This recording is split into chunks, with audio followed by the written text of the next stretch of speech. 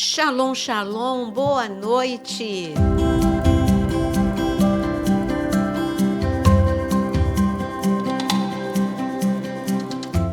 Chegando no nosso podcast, que vamos ter o ao vivo no número 200, uma contagem regressiva, e eu quero dizer, você que entrou pela primeira vez no canal, você é muito bem-vindo aqui no canal Naira Pedrini. Você tem devocional todos os dias, às 5 horas da manhã, mas se você acorda mais tarde, ok, você está lá gravado para você.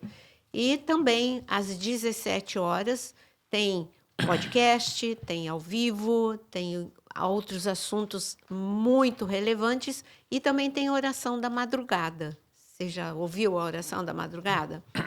E eu quero dizer boa noite à mesa que aqui está. Boa noite, pastor Isaro. A mesa mais linda, mais abençoada. Boa noite, queridos. Excelente noite. Noite bendita na vida de cada um de vocês e de nós também, né?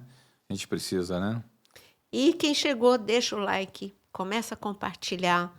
Venha conhecer também na área de membros os nossos cursos, que são muitos. E comente, porque o seu comentário é a resposta para algum outro podcast. Quando a gente lê, gera assunto para outro podcast, não é? Tu sabe que é mais que isso? É mais que isso. Assim, na medida que as pessoas ouvem um podcast como o nosso aqui, que já está quase em 200, né, Keno? Muita coisa desperta na pessoa, interesses, né? E toda vez que você tiver um interesse despertado dentro do teu coração, por favor, não desista, não fique quieto.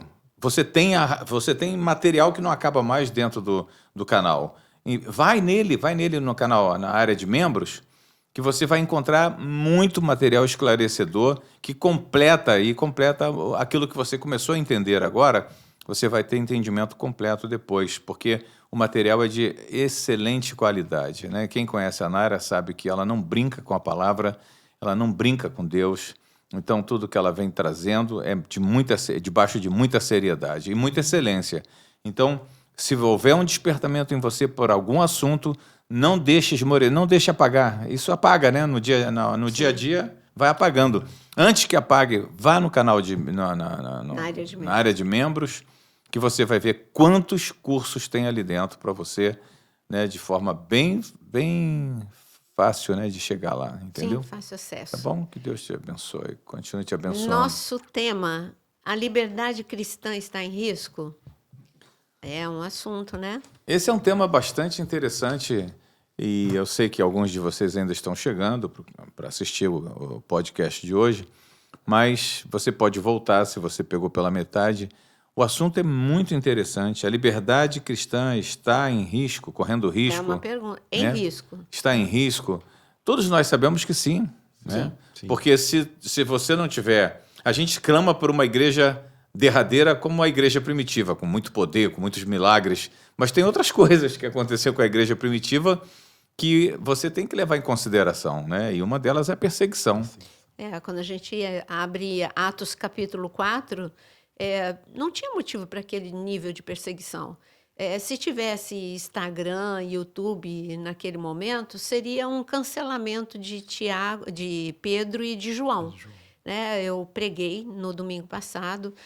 Pedro e João fizeram algo extraordinário, porque eles estavam cheios de Deus, cheios do Espírito Santo. E eles curaram o paralítico na Porta de Formosa. Reação do povo.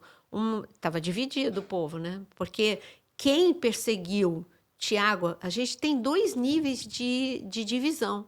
A gente tem como a gente estava falando antes, né, em off aqui, a gente estava falando de uma divisão, de uma ideológica dentro do mundo que a gente hoje vive.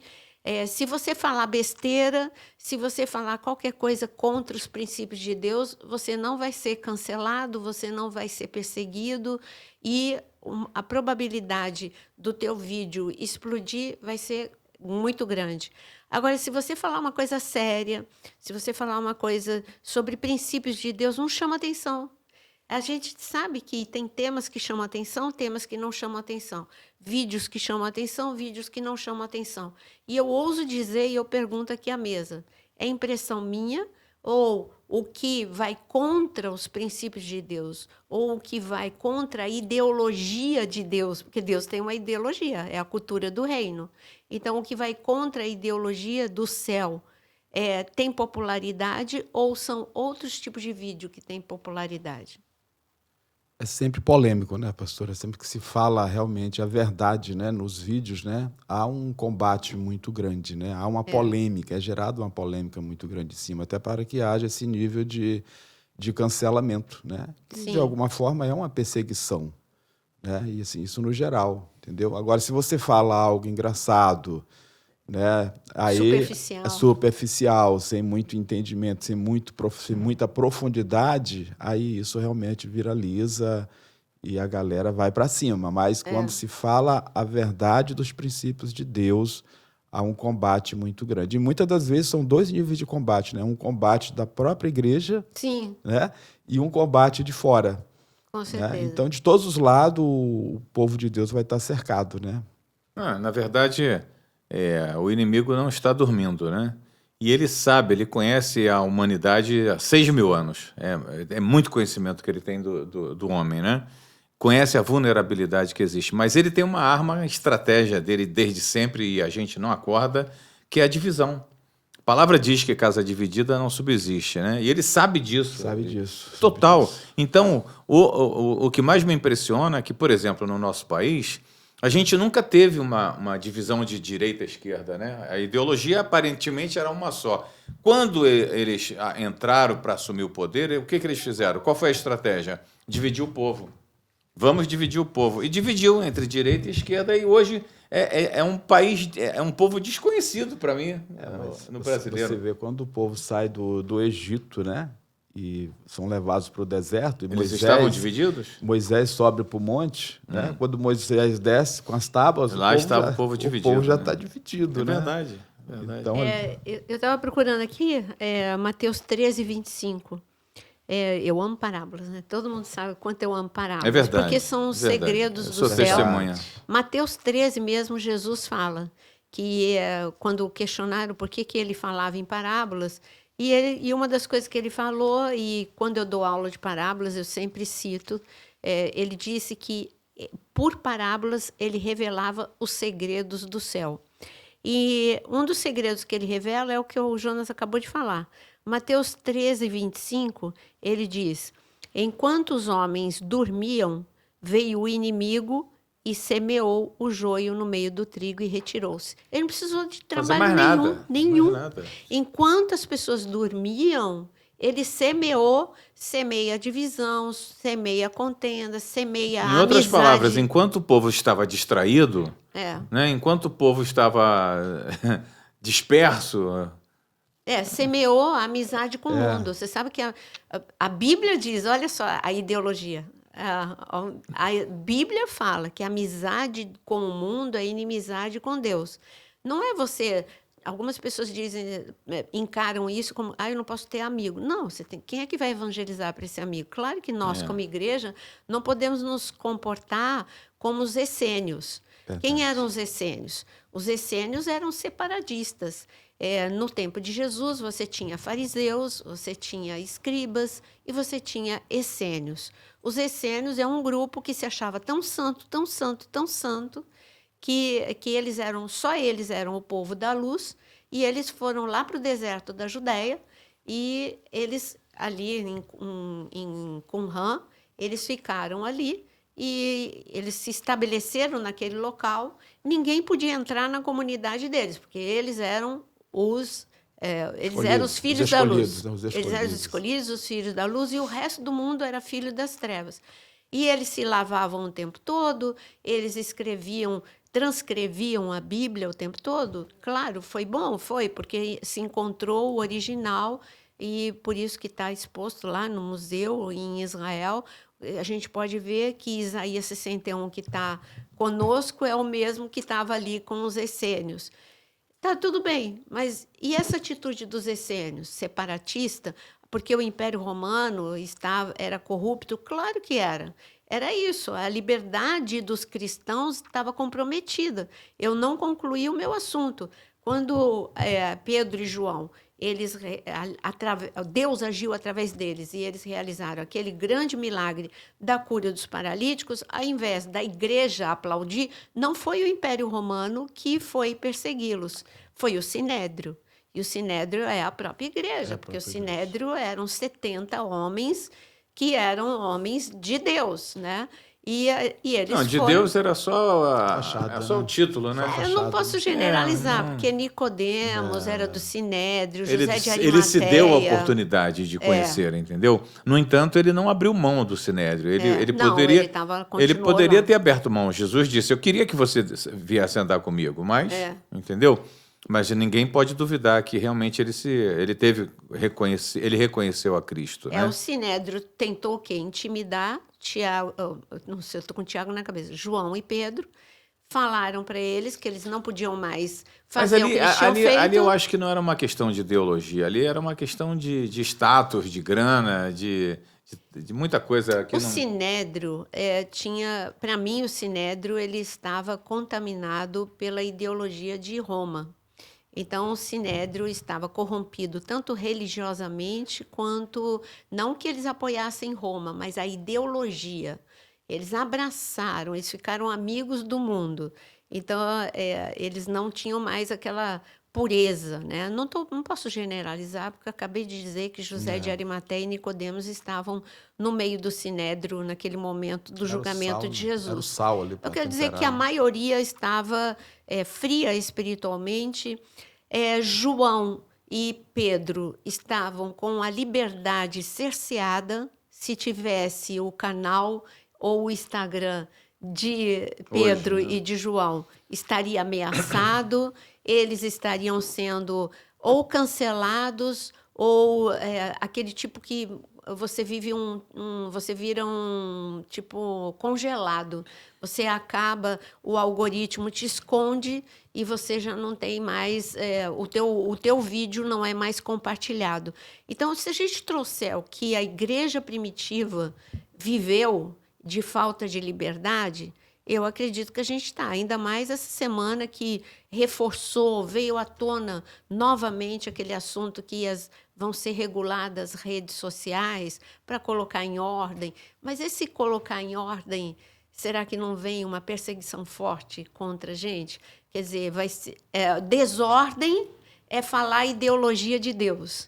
E ordem falar a ideologia das trevas. Então, o canal que estiver corrompendo crianças, que estiver levando pornografia ou violência ou só piada, esse não vai receber nenhum tipo de punição. Depende mas, da piada, apologias, né?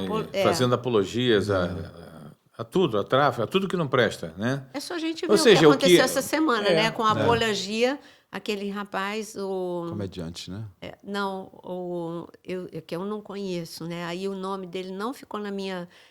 não faz parte daquilo Mas fala, que eu que vejo. esteve preso? Foi solto? Do funk. Isso. E ele foi preso porque foi Por fazer a apologia, porque ele fazia apologia ao crime.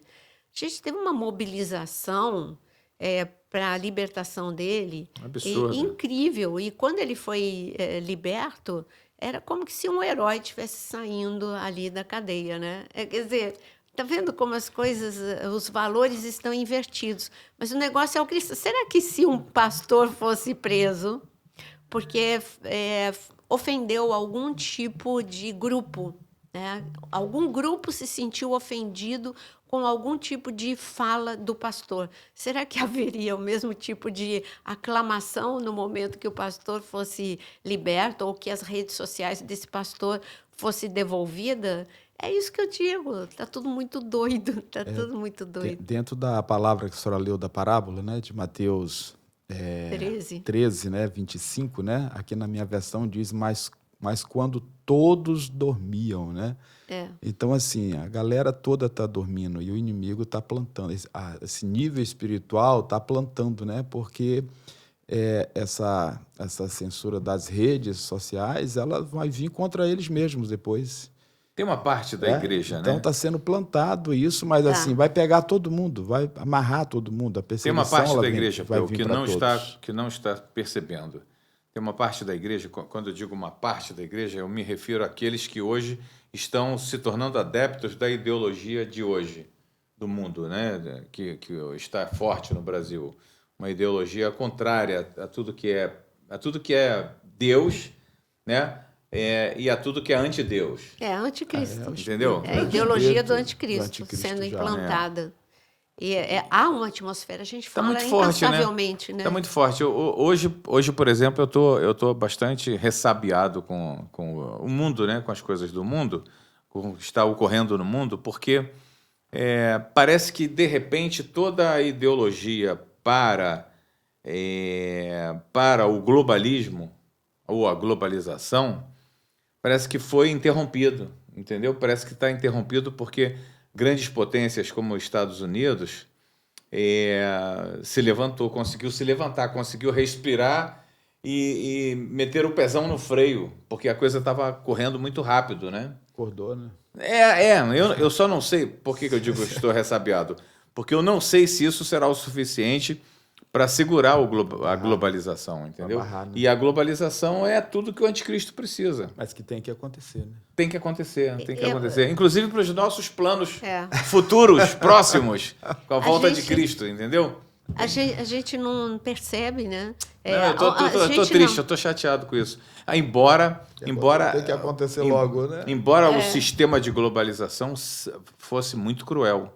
Sim. Muito cruel. Porque você vê os democratas nos Estados Unidos, que são adeptos da globalização, os horrores que eles estavam fazendo para destruir a nação. Eles estavam destruindo os Estados Unidos. Olha que loucura. A própria nação. O que acontece hoje em Brasil, em França e em tudo quanto é lugar, mas eles estavam trabalhando de uma maneira muito intensa para destruir a estrutura americana, para quebrar essa liderança americana, a liderança mundial, entendeu? E Deixar bem vulnerável, né? sim. O que me deixa bem espantada é que a gente sempre fala aqui no podcast, né? Você quer entender o que a igreja está vivendo, você olhar para Israel. Esse ódio sem explicação, para alguns eles te explicam, não, são as atrocidades que Israel está fazendo na faixa de Gaza, mas ninguém olha para as atrocidades contrárias, né? Os reféns continuam lá. Não, Mas Israel sabe o que o parece? assunto. Parece que não tem mais nenhum defensor de Israel. Não tem, então. Cara, é que isso. absurdo. Acabou, né? Tá todo Você- mundo mas você só tá- fala contra. Você sabe que uma grande rede de TV brasileira, talvez a maior delas, essa semana cometeu assim algo assassinato. mas tão cruel, de uma Assassinato é crueldade. verdade. Pegaram vídeos antigos, montaram para mostrar que Israel hoje estava matando palestinos porque proibindo ele. Mas era coisa antiga. Israel entrou logo em seguida desmentindo, colocando como fake news. Então você vê que a pressão está muito forte ainda em cima, a perseguição em cima de Israel hoje é muito forte, o antissemitismo mundial. O meu filho, o nosso filho lá de Miami, falou: pai, eu nunca vi nada igual, o antissemitismo está muito demais da conta exacerbado, né? Então, essa semana, você viu, né? Eles depedraram, pintaram, lá nos Estados Unidos, sinagoga e outros lugares de judeus. Então, e esse ódio, por que eu trouxe isso à tona?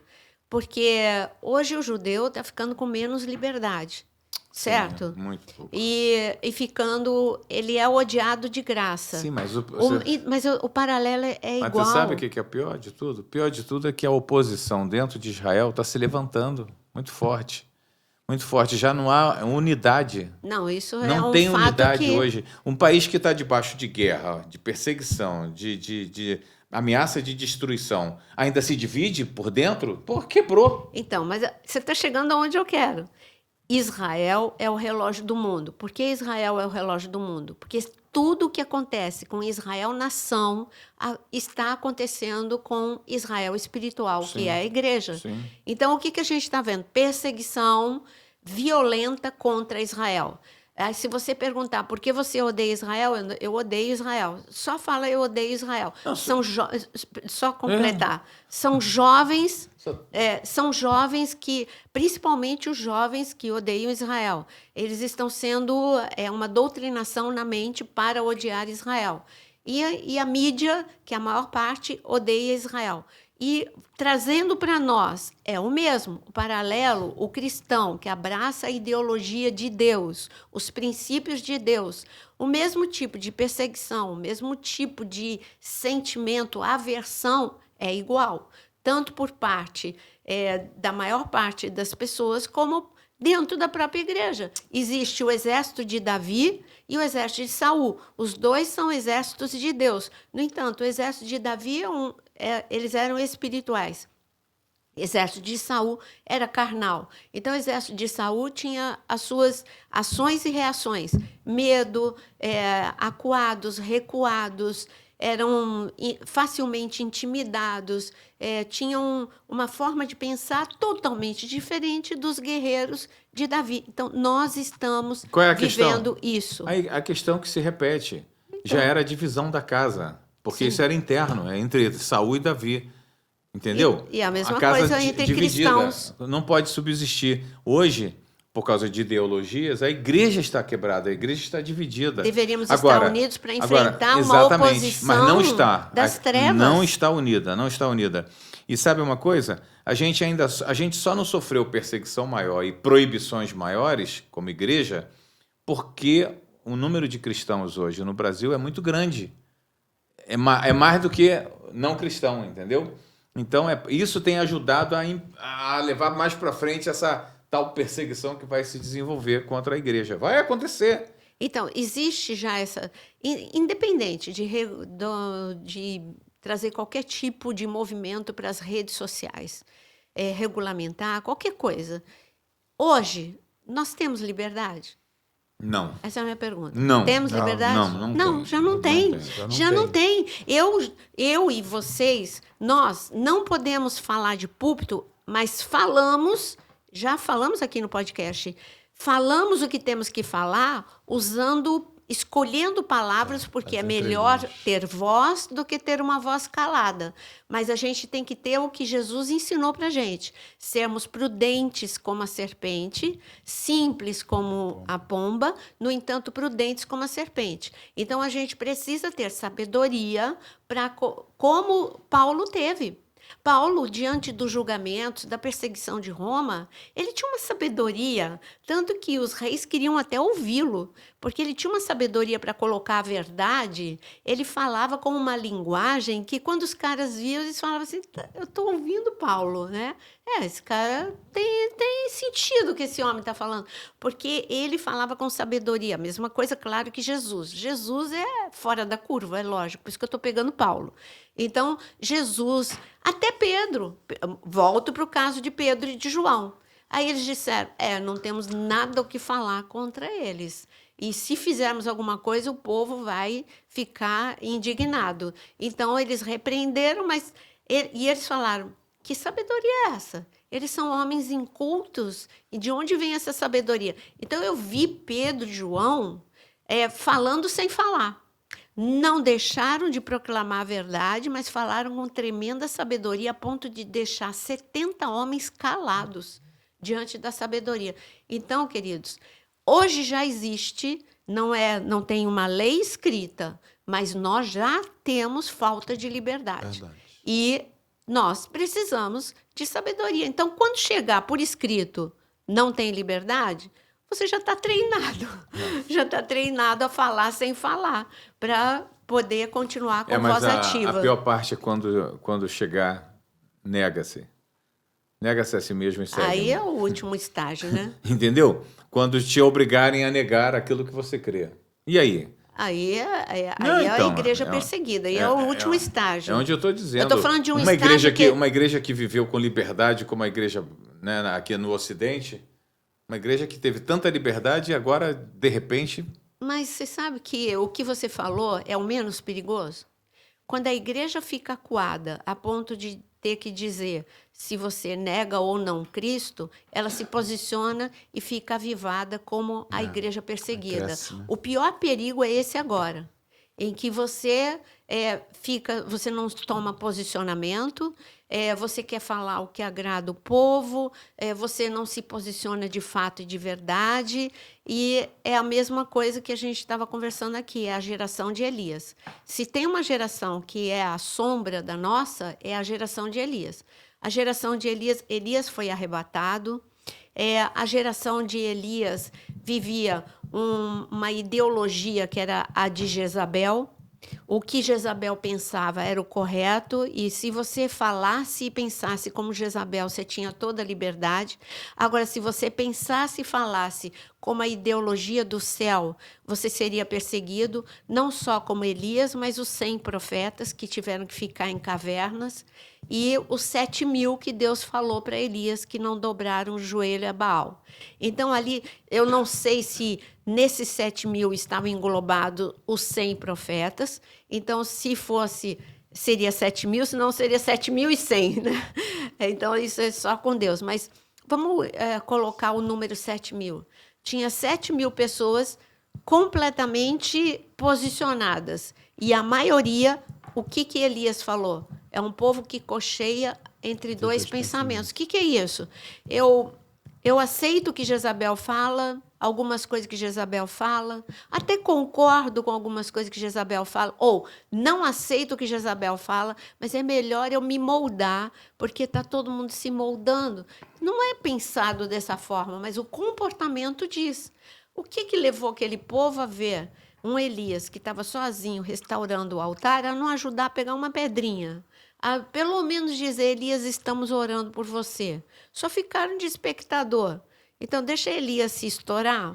E se Jezabel perseguir Elias, ok, vai perseguir só Elias, não vai me perseguir. É essa mentalidade que está hoje na igreja.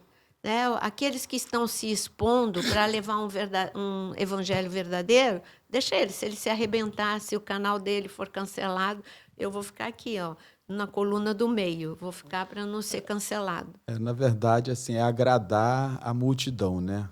Hoje os preletores, os pregadores, muitos hoje eles querem agradar a multidão porque isso traz números, né? Mas quando se traz realmente a verdadeira pregação de João Batista, né?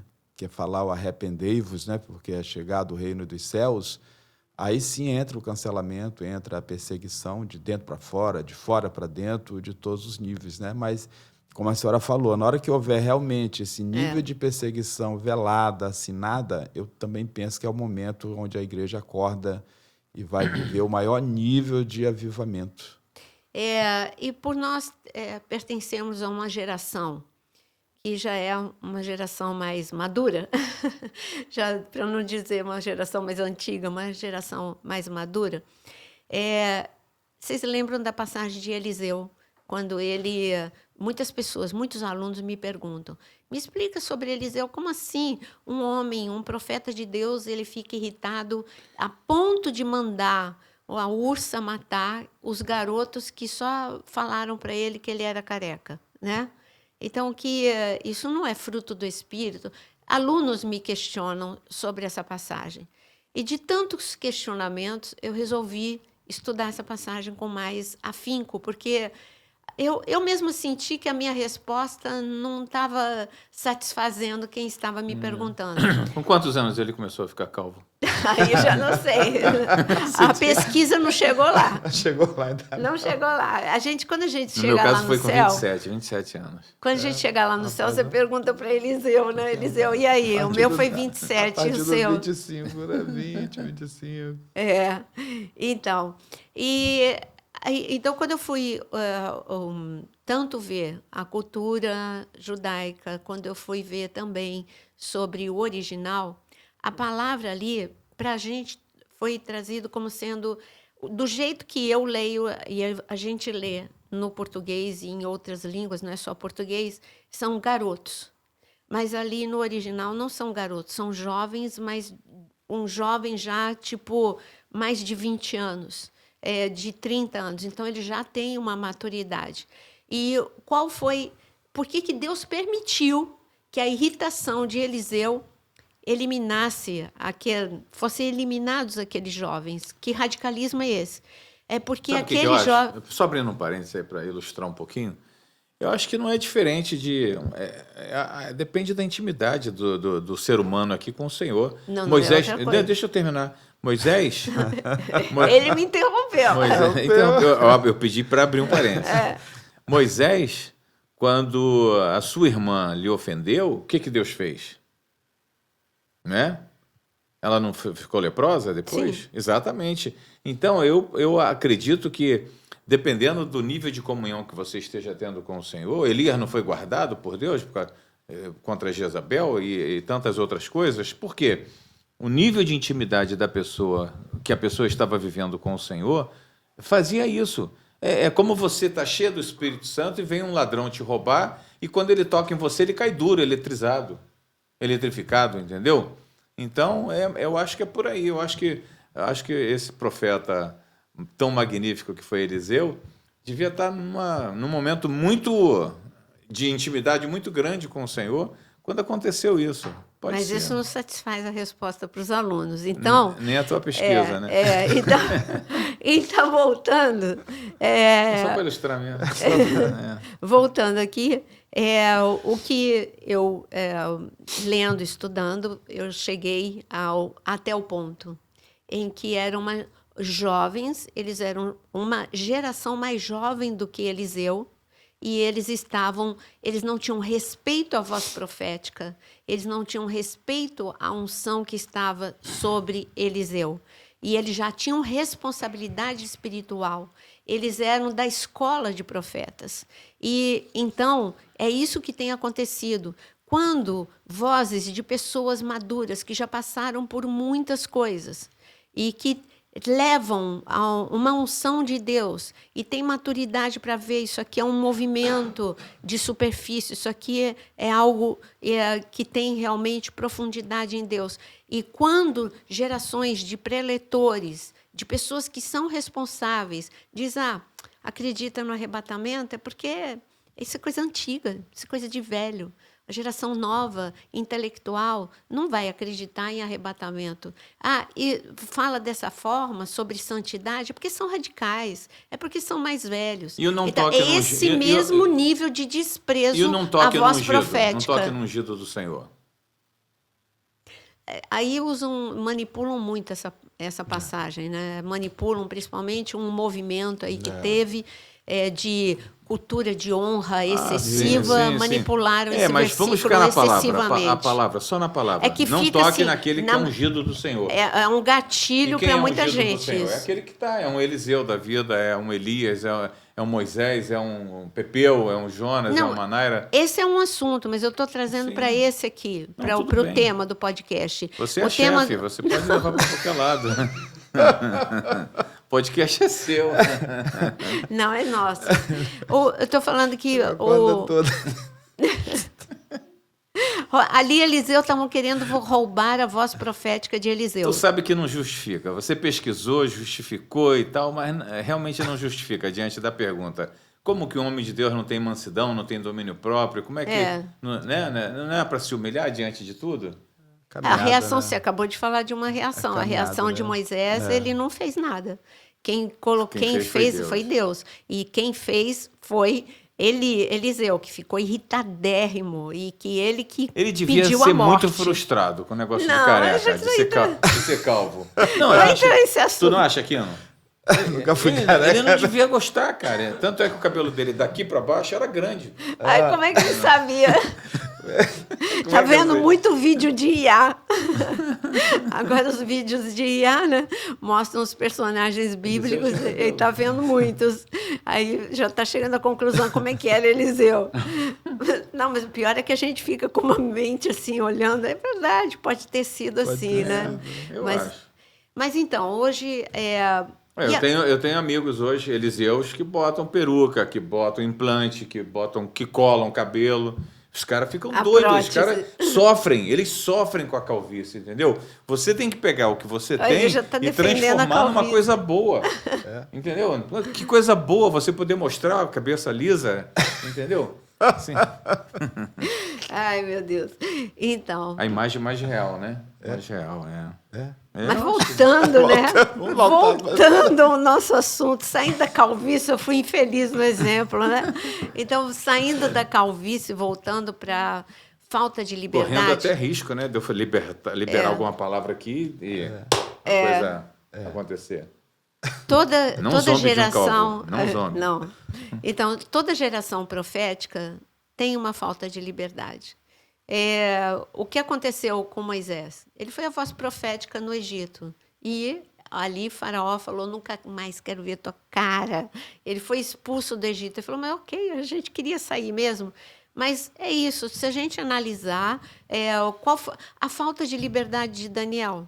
Daniel não podia orar mais com a janela aberta. Ele se posicionou, ele manteve a janela aberta, ele manteve a oração, mas ele foi para a cova do leão. Sadraque, Mesaque e Abdenego tem que se dobrar a estátua de ouro. Todo mundo se dobra. Os outros judeus também. Era só Sadraque, Mesaque e Abdenego que estava ali no Egito, na Babilônia, desculpa, saí do Egito, estou na Babilônia. Era só Sadraque, Mesaque e Abdenego que estava na Babilônia? Claro que não. Está escrito que um grupo grande de jovens, incluindo Daniel, Sadraque, Mesaque e Abdenego, eles foram para a Babilônia. Foi a primeira leva de exílio, foi de intelectuais, foi de jovens inteligentes. Cadê esses jovens inteligentes? Eu só vejo se destacar a minoria, Daniel, Sadraque, Mesaque e Abdenego. A maioria, será... Por que só Sadraque, Mesaque e Abdenego foram para a fornalha? Porque a maioria dos judeus que estavam ali também se dobraram.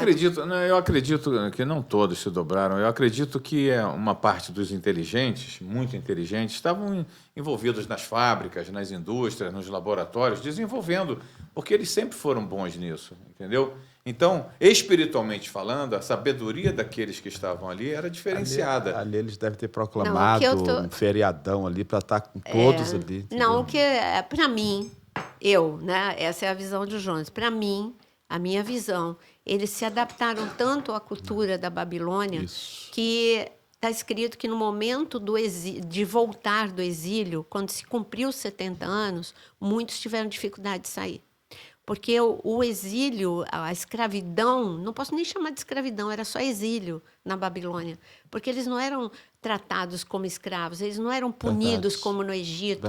Não era uma dura escravidão. Era uma escravidão boa, né? Então, era uma escravidão boa, entre aspas. Né? Era uma vida boa, num lugar bonito. Se você vê meus vídeos, que Deus castigou, então? A trilogia, você fica fora do teu país, você ser um povo com limite. Agora, veja só, Nabucodonosor foi quando você, deixa eu fazer minha propaganda, né?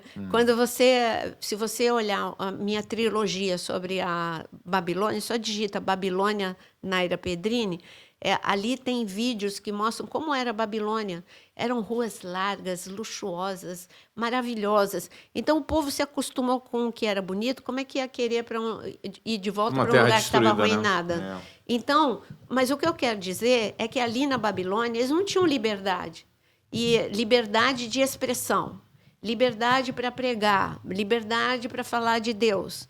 Eles tinham só uma vida menos ruim do que no Egito. E eles gostaram disso e se adaptaram. Por isso que, para mim, eu reforço. Para mim, Naira, não posso provar, mas eu acredito que a maioria se dobrou à estátua de ouro, que Sadraque, Mesaque e Abdenego se posicionaram e não. Então, você vê que era falta de liberdade. Se você se dobra, você continua a viver sua vidinha. Se você não se dobrar, você vai ser punido. É isso. Assim, há um ditado, né? Assim, pessoas ainda não convertidas, elas costumam falar esse ditado, né? Acender uma vela para Deus e outra para o diabo, entendeu? Por quê? Porque elas querem agradar. Então, eu penso que nessa época eles estavam assim tão entenebrecidos, né, com a Babilônia, né? E não querer ser punido, não querer desagradar, não perder status. Então, vamos se dobrar. É só dobrar mesmo, que depois a gente levanta. Mas, assim, dentro do que a senhora falou, né, quando há essa questão da perseguição velada com a lei, isso levanta, isso acorda a igreja, né? Porque os 3 foram lançados, né? E ali o próprio rei Nabucodonosor teve que reconhecer o Deus de Israel, né? O próprio Daniel também, quando foi lançado na cova, depois da cova, sabe, Daniel se tornou muito mais conhecido, né? Eu vou dar um exemplo pessoal. Se eu quisesse ter aprovação geral, eu continuaria como eu comecei a ser conhecida na pandemia, que era só falando de gestão emocional à luz da Bíblia. Isso é um assunto agradável, real, verdadeiro, necessário, mas depois da pandemia que eu vi, quando o povo se estabilizou um pouco melhor, todo mundo voltou para a sua atividade normal, eu vi a necessidade de falar a verdade como um todo, não só de restauração emocional, mas de um todo. Então, é muito mais popular eu ficar só com gestão emocional do que falar de todos os assuntos. Aí ficou bem claro isso para mim, não é verdade? Até porque a humanidade hoje ela está sendo bombardeada nas emoções, né? Então seria um assunto que eu continuo fazendo esse trabalho. Iria agradar mas não muito, só. né? Não só, né? Não só Tem ele. influenciado demais, né? A fé em Cristo, a fé em Deus, esse desequilíbrio emocional na humanidade. Parece que os tempos são tempos difíceis mesmo, né? A gente, Parece. a gente não quer, São mesmo. a gente Uau. não quer entrar nesse tema, até porque não está muito dentro do que a gente se propôs a falar, mas a desestabilização humana está grande demais da conta, né? Esse episódio de ontem, anteontem, acontecido nos Estados Unidos com relação ao relacionamento do Trump com Elon Musk, a gente sabe que isso não colabora em nada positivamente para um propósito que os Estados Unidos está se colocando, né? De assegurar a liderança mundial, de assegurar a democracia de fato, né? A verdadeira democracia. E isso me preocupou demais porque a gente está caminhando para um ajuste, né? Juntamente ali, né? E você percebe que isso enfraquece o projeto, né? O propósito maior dele, que é manter a liderança americana. Quando ele diz manter a liderança, não é só econômica, é ideológica também, né? Entendeu? E é uma ideologia de liberdade, né? Onde você pode falar, você pode ouvir, você pode discutir um tema, você pode opinar. Ser livre, né? Ser Entendeu? livre como Deus te criou. Então esse cerceamento, né, da liberdade de você poder falar o que pensa, discutir um item, é muito ruim porque não tem nada. A gente acostumou a ter liberdade para falar, né? A gente acostumou a poder expressar os sentimentos, o teu conhecimento, o teu entendimento, e agora você tem que viver. Até para brincar, até para fazer Tem uma um algoritmozinho hoje, que né? está preparado para que qualquer coisa que você escreva, que uma toque em brincadeira, determinadas palavras, ele te capta, Até entendeu? uma brincadeira hoje você tem que... Não. É como um país que eu vou, em que o governo se diz laico, mas não é. É um país na África que eu vou, mas ele interfere em tudo o tempo todo. E a gente hoje vive uma democracia igual, né? A gente vive uma democracia, mas não é mais uma democracia. Relativa, né? É uma relativa. E a última coisa que eu queria falar, tome cuidado, o mundo está polarizado. Quando eu li, né, diante do ataque da Ucrânia aos aviões da Rússia, eu vi que a Coreia do Norte, pela primeira vez, ela se posicionou, falou, não, eu estou do teu lado para a Rússia. E fez uma declaração, estamos do lado da Rússia. Agora nós ajudamos a Rússia. Então, quer dizer, olha a polarização, né? Você tem cada dia mais. Falar desse tema é muito interessante, porque o caos está formado ali naquele lugar. Tá. Porque a Europa está preocupada, porque na cabeça da Europa a ideologia do Putin é tão violenta que eles sabem que eles, tomando conta da Ucrânia, eles vão avançar para o restante dos países, entendeu? Na Europa. Então, e quem que está do lado do Putin? É a China, é a Coreia do Norte. Então, como nós estamos falando de geopolítica, que o mundo está polarizado. E, infelizmente, hoje, essa atmosfera do anticristo, ela é real. E essa atmosfera veio sobre a igreja. Então, nós estamos também, o mundo está polarizado, o corpo de Cristo também está polarizado, e a gente tem que quebrar. O que Jonas falou sobre a falta de unidade em Israel, foi isso que o Eli Bar Davi falou para a gente no dia 7 de outubro. porque eu perguntei para ele quais foram as falhas de defesa de Israel. Ele apontou 3, e uma delas era essa. Ele falou: nós estávamos distraídos com uma polarização interna. Você era contra Bibi ou a favor de Bibi? Bibi é Netanyahu, é a forma que eles chamam Netanyahu lá dentro. E nós estávamos tão divididos, tão polarizados, que esquecemos que somos cercados de inimigos, que temos o Hamas, que temos o Hezbollah e etc. E então fomos apanhados, sim, de surpresa, estávamos preparados de uma forma. E ele foi falando para mim. E agora que o pior momento, teoricamente, passou, eles voltam a ficar divididos. E isso enfraquece. Uma das coisas que os terroristas fazem com os reféns, eu vi o depoimento de uma refém liberta. E ela disse: nós éramos torturados, não só fisicamente, mas psicologicamente. Ela falou: colocavam para a gente assistir programas onde ficava: eu sou a favor de Bibi, eu sou contra Bibi. E eles falavam zombando, tá vendo? Não estão nem lembrando de vocês, não estão nem se importando. O negócio deles ou é a favor de Netanyahu ou contra Netanyahu. Esquece, vocês vão ficar aqui. Essa era a tortura. Ela disse que era uma mulher falando: essa era a tortura psicológica contra nós. Então, gente, é isso. Vamos ficar unidos? Vamos quebrar tudo isso com a unidade do corpo de Cristo? Se você está com uma pergunta, nós queremos te responder. A liberdade cristã está em risco? Sim. Escreva sim ou não sua opinião. Nós dizemos que sim. E aí você? Nós aqui concordamos que sim. Escreva sim ou não para a gente saber se você concorda Amém. ou não. E vamos lutar pela unidade em Cristo. Aliás, não é o nome da nossa igreja. E não esqueça de transmitir esse podcast, né? De compartilhar. De compartilhar com seus amigos, parentes. Deixar o like.